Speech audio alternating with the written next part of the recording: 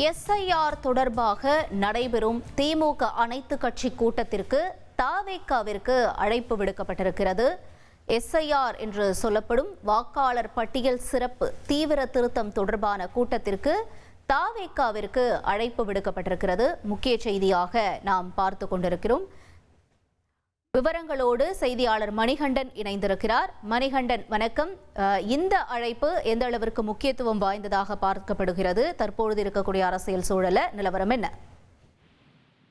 இந்திய தேர்தல் ஆணையம் ஸ்பெஷல் இன்டென்ஸ் ரிவிஷன் என்ற பெயர்ல சிறப்பு தீவிர திருத்தத்தை வாக்காளர் பட்டியலில் மேற்கொள்ளும் நடைமுறையை நாடு முழுவதும் செயல்படுத்தி இருக்கிறது. நேற்றைய தினம் தமிழ்நாடு உட்பட சில மாநிலங்கள்ல இது அமலுக்கு வந்திருப்பதாக தெரிவிக்கப்பட்டிருக்கக்கூடிய நிலையில இன்று அங்கீகரிக்கப்பட்ட கட்சிகளுடனான விளக்க கூட்டம் என்பது நடைபெற இருக்கிறது.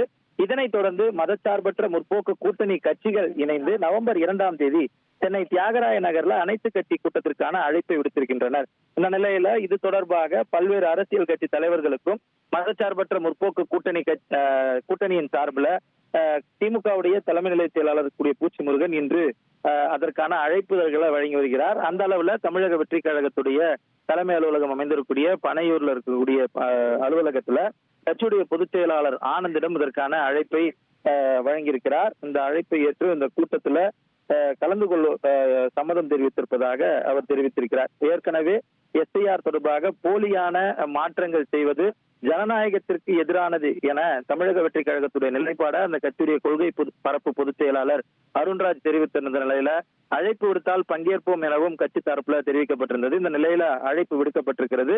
இந்த கூட்டத்துல கலந்து கொள்வதற்கு ஒப்புதல் தெரிவித்திருப்பதாகவும் அழைப்புதல் கொடுக்க வந்த பூச்சி முருகன் தரப்புல தெரிவிக்கப்பட்டிருக்கிறது. தகவல்களுக்கு நன்றி மணிகண்டன். இனி செல்லும் இடமெல்லாம் செய்தி.